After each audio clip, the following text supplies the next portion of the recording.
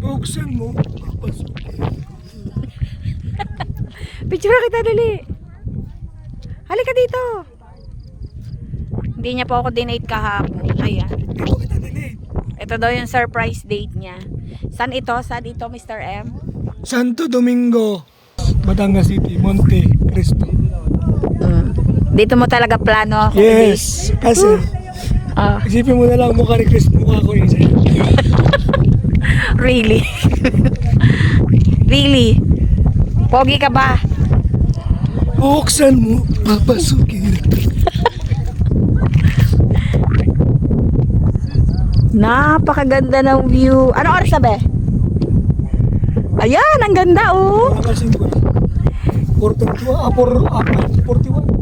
Ha? 5:41 na? Saan lumanag pa? Ayan na po ang sunset. Katagal ng araw kaya. Ayan, napakaganda ng sunset. Nakatamad niyo po ako sa umaga. Ganda dito guys. Saan yung siya? Ito po yung bagong spot. Sa labas. Bagong spot po ng mga riders at saka ng mga Lagi siya oras kasi. campers. Ay, bawal dito mag-camping, no? Ano lang, pasyalan lang talaga. Andun si Nari Creek, oh. Yun, nasa Burol. Yun. Andun sila, guys. Ah, solar lang pala. So, pinapayagan po dito mamasyal hanggang 10 PM ng gabi. Kasi may ilaw naman. Kaso, ayan yung daan. Look, ang ganda ng sunset. Yan. Eto, dyan kami nagpark. So, nandyan yung aming sasakyan. Tapos, lalakad kami dito. Yan, lalakad kami dyan. Hanggang makarating sa baba. Tapos, ito yung hagdan. Meron siyang 332 steps bago nyo marating ang statue ng Monte Cristo.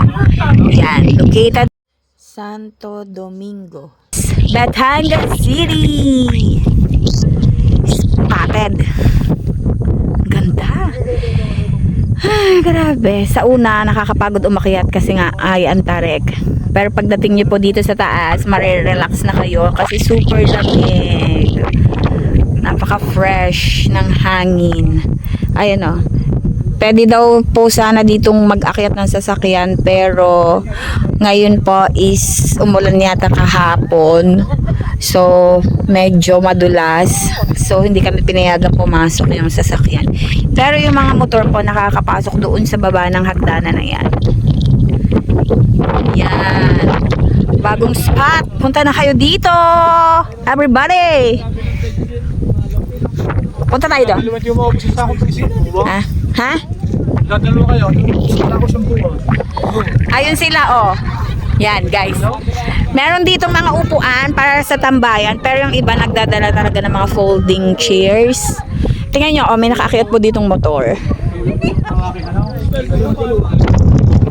Pwede pala talaga iakyat dito? Ah, okay. Kala ko ang ganda lang sa may hagdan. So mali pala. Naiakyat pala dito. Yan, may mga upuan dito. So pwedeng katulad mo yan oh. Mga nagchichikahan, nagpipiknik. Kami dun sa baba nagpiknik kasi hindi nga pwedeng iakyat yung sasakyan kasi nga madulas. So eto yung isang parang burol. Marami din nagtatambay dun. Pero lalakarin mo pa siya yan oh. Tapos papunta dun. Yun, kita nyo ba yung anak ko? Ayun ang anak ko. Yun, naka-black yun. Si Rick.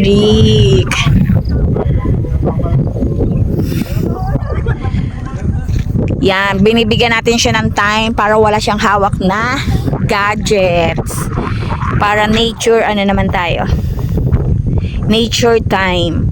Ang ganda. Punta tayo dito sa kabilang side, mga guys. Ang sarap. Fresh air talaga. Ay, may another pong daan dito. I don't know lang yung daan kasi ang daming dinidevelop dito. Sabi, gagawin daw itong subdivision. I don't know kung totoo. Pero yun yung balita. Another, sobrang taas mo ng bundok na to. Kanina pa sa daan, hindi namin akalain na doon kami pupunta sa itinuro sa amin. Doon tayo pupunta pero sobrang taas. Pero na nakarating kami. Ayun ang kuya ko. Yun ang kuya ko, nasa tuktok. Yan. Burikrik! So, meron gantong mga upuan dito. Libre ang upuan. Meron po ditong 30 environmental fee, 30 pesos each. Pag nakamotor, pag bata, ganun din. No, wait nyo kami! O, tara na doon. Doon tayo sa gitna. So, pakita ko sa inyo yung kabilang sides.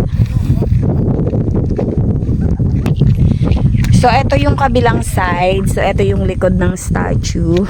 And, dito tayo sa likod dumaan. O, dito man tayo sa harap. Hiningal ako dun, ha. Wow!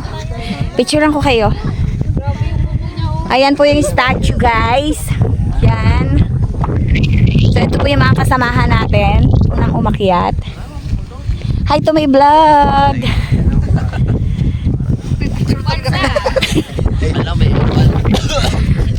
Oh, baby! Smile! 1, 2... Smile, baby! Talaga tumago pa! Thank you very much! Ang lamig! Magsi-6 na po ng hapon. Ayan yung hagdanan. 332 steps. Carry. Mag-stop over pag napagod. Oh, ayan. Ang ganda. Tingnan kung gaano kami kataas. Ito yung sunset.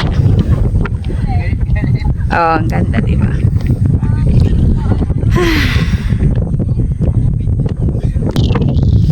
Yeah, sa mga gusto pumunta, visit nyo na po ang Monte Cristo located at Batangas City.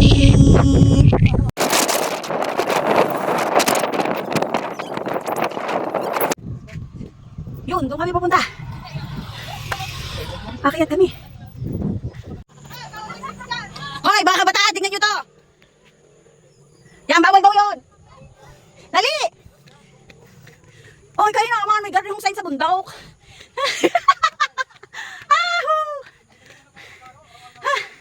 Ay, ariho! Ano ibig sabihin na rin? Dos, ano ibig sabihin na rin, Dos? Bawal tulakan. Malinaw pa lang mga nasa isip nyo, mga bobo kayo? Ibig sabihin yan, dapat tulakan. Nasa bundok, tas may garden sign.